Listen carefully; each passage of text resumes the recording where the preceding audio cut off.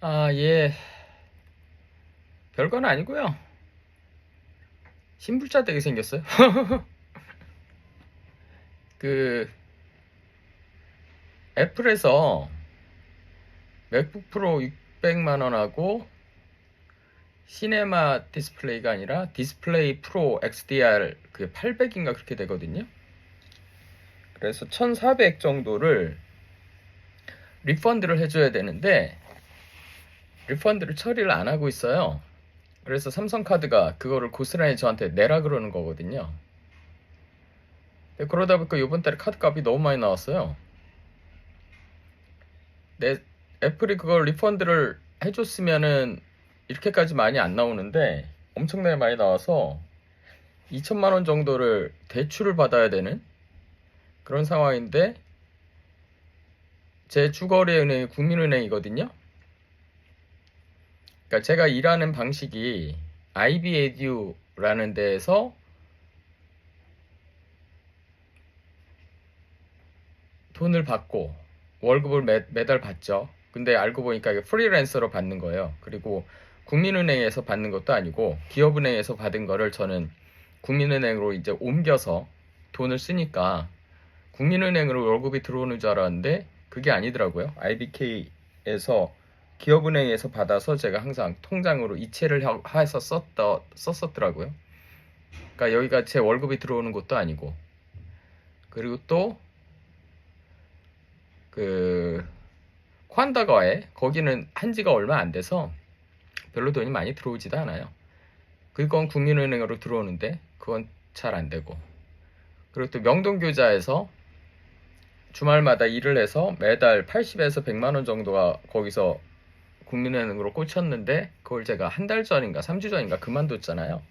그러니까 근로자도 아닌 거예요. 그러니까 현직 프리랜서이자 근로자가 아닌 상태이기 때문에 국민은행에서는 대출을 해줄 수 있는 게 없다는 거죠. 그래서 IBK에 가봤어요. IBK가 제 월급이 들어오는 데니까. 아니 프리랜서도 여기 월급이 매달 이렇게 꾸준히 몇 년째 꽂히고 있는데 이거로 대출이 안 되냐. IBK 간 이유는 국민은행에서 그렇게 가보라 그랬어요. 자기들은 월급 명세가 없으면 대출을 못 해주지만 IBK는 당신 월급이 거기 꽂히는 데니까 23년부터 계속 꽂히는 데니까 아마 거기는 그게 해결이 되지 않을까? 그래서 IBK 가서 해봐라. 그래서 어제 해봤는데 IBK도 나름 최선을 다해보더라고요. 이렇게 저렇게 근거들을 잡아서 대출을 해주려고 했는데 안 돼요. 시스템적으로 되지가 않게 돼 있더라고요. 그래서 IBK도 포기. 그리고 뭐 인터넷으로 돌아다니는 뭐 햇살론 같은 거 500만 원짜리 그거라도 받아볼까 하고 고려저축은행하고 얘기를 해봤는데 4대 보험이 현재 돼야 된대요. 근데 4대 보험이 그 프리랜서들은 해당 사항 없잖아요. 그래서 그것도 안 되고 하여간 모두 안 되고 모두 안 되고 모두 안 되고 해서 은행들에서는 돈을 빌릴 방법이 없어요. 이럴 때 어떻게 해야 되나요?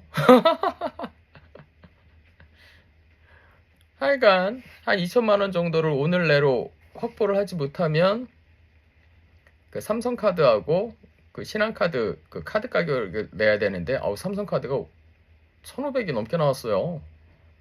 환장하는 거죠. 그게 다 애플 때문이거든요. 와, 애플 덕분에 신불자가 되게 생겼습니다. 그냥 쓰리잡을 뛰면서 생활하는 데 별 문제가 없었으나 막상 이렇게 급전이 필요해서 은행에서 돈을 빌리려고 하니까 저 같은 그 프리랜서들은 아예 그냥 미션 임파서블이네요. 될 일이 아니네요. 방법이 없습니다. 뭐 어쩔 수 없죠 뭐. 신불자 돼야지 뭐. 신불자로 사는 것도 뭐 옛날에 한번 해봤어요. 그 별로 어려운 거 아닙니다. 쫄지 마세요.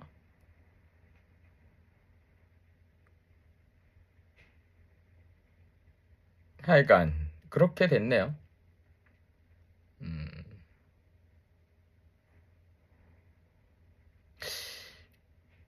신불자가 되더라도 이 집이 빠지고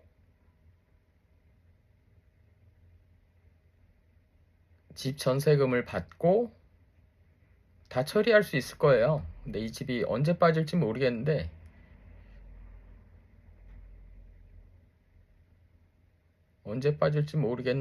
하여간 빠지면은 다 처리할 수 있겠죠. 뭐 이거 한 8천 1억 이 정도 되니까. 제가 그 돈을 주고 여기 전세 들어온 거 아닙니다. 무상으로 살고 있는 거예요. 큰 누나네 집에. 근데 큰 누나하고 저하고 같이 살 수가 없는 그런 상황인 거를 꼼꼼하게 제 상황들을 팔로우 하시는 분들은 아실 텐데, 큰 누나가 전세로 해서 그 돈 나오면 그거 저한테 주겠대요. 그래야 저도 딴 데 가서 방을 얻을 수 있으니까. 그거 받아서 뭐 적당히 지금 돼 있는 이런 재정적인 상황들을 좀 정리하고, 저도 이제 주택담보대출을 받아서 오피스텔 쪽으로 옮겨갈까 합니다. 반한 곳도 있어요.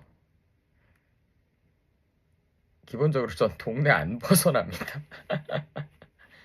왜냐면 아빠가 그리고 엄마도 그 애들 엄마하고 이혼한 과정에 대해서 이사를 한 게 문제였다라는 얘기를 하셨었던 거거든요. 그러니까 행당동 집에서 오래 살다가 큰 놈이 거기 초등학교 1학년으로 들어가서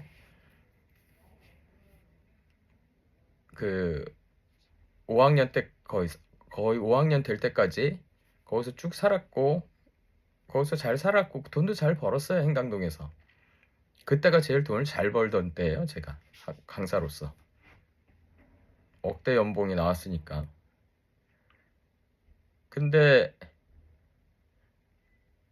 이런저런 이유 때문에 이제 대치동에 학원을 차리면서 대치동으로 이사를 갔는데, 대치동에서 이제 그 사달이 난 거거든요. 애들 엄마가 애들을 데리고 뿅 사라지는 일이 대치동에서 있었는데, 어른들은 그러시는 거예요. 함부로 이사 가는 거 아니다. 방향을 잘 보고 갔어야 되는데 거기 괜히 가서 그런 안 좋은 일을 당한 거다. 옛날엔 그 웃기는 얘기라고 생각했는데 지금은 글쎄요. 조금 존중을 해드려야 되지 않나.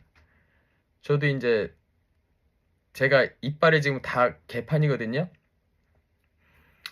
이혼하고 나서 제일 먼저 망가진 게 잇몸이 망가지더라고요. 그러니까 12년쯤 전에 이혼을 하고 갑자기 먹는 섭생이 바뀌잖아요. 그잖아요. 먹는 게 기존에 먹던 거하고 다르게 먹다 보니까 영양 균형이 깨져버리잖아요. 제일 먼저 박살이 난 게 잇몸입니다. 잇몸. 그러면서 이빨들이 막 문제를 발생시켜요. 그것이 이제 10년이 쭉 지나서 지금은 어느 정도 안정화되는 것 같은데 이미 박살난 이빨들은 돌아오지 않습니다. 그래서 이 치과 치료를 다 해야 되는데 기본적으로 손을 안 대고 있어요. 왜냐면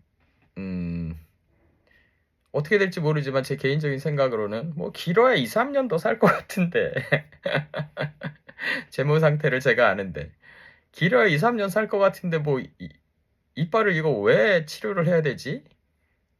거의 매일 가야 되잖아요. 귀찮게. 그리고 또 손볼 데가 한두 군데가 아니거든요.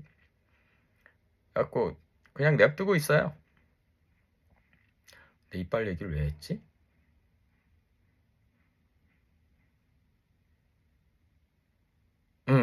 그 이사 가는 거 저도 이제 더 이상 뭐 사는 곳을 확 바꾸는 모험을 감행할 정도는 아니에요.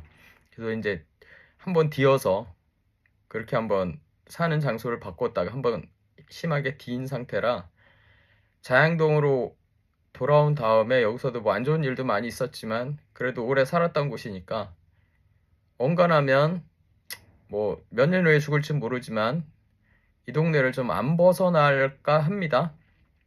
그래서 이 근처에 오피스텔을 얻어서 주택담보대출이 뭐 몇 프로 70% 보통 나온다는데 70% 정도 나오면 여기 그 전세 자금이 빠지면 그게 8천에서 1억 정도 한다니까 그거 보태서 거기 들어가서 일단 제 거처는 그렇게 해결이 되지 않을까라고 생각하고 있어요. 그리고 지금 잠깐 뭐 카드값이 밀리고 그런 것도 그렇게 천천히 좀 정리를 하면 되지 않을까?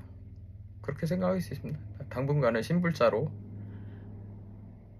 담배를 못 사고 있습니다. 지금 돈이 없어서 미치겠습니다. 지금 강제로 이렇게 담배를 끊나? 얼척이 없네. 배고픈 건 참아도 담배 못 피는 건 못 참아요. 그 지금은 거의 잊혀진 작가인데 서머셋 모험이라고 있습니다. The Moon and Sixpence하고 뭐 Summing Up 뭐 이런 거 썼던 사람인데, 그 사람이 썼던 내용 중에 그 1차 세계대전인가 2차 세계대전일 거예요. 2차 세계대전 때 영국이 그 굉장히 힘들었잖아요. 그때 서머셋 모험도 힘들었는데 그게 그렇게 힘들더랍니다. 담배 못 피는 거. 배고픈 거는 참을 수 있는데 담배 못 피는 건 정말 못 참겠더라는 거예요. 제가 지금 딱 그 상황입니다. 배고픈 건 참을 수 있는데 담배를 못 피니까 환장하겠네. 하여간 앵벌이 좀 해볼까? 저 페이스북 거기 있으면은 그 제 통장 번호 있거든요. 그 제일 이렇게 앞에 대가리에 담배값 좀 보내주세요. 9,000원이면은 그 제가 피는 담배가 카리브거든요. 4,500원짜리. 9,000원 보내주시면 그 두 갑 됩니다. 두 갑. 9,000원씩만 보내주세요. 제발. 담배라도 핍시다. 야, 이렇게 앵벌이를 해보네. 하여간 보내주시면 꼭 갖겠습니다. 공 하나 붙여서. 언제? 사업 잘 되면. 언제가 될지 모르겠지만. 하여간 부탁드립니다. 빠빠이. 앵벌이를 다 해보네. 와, 씨.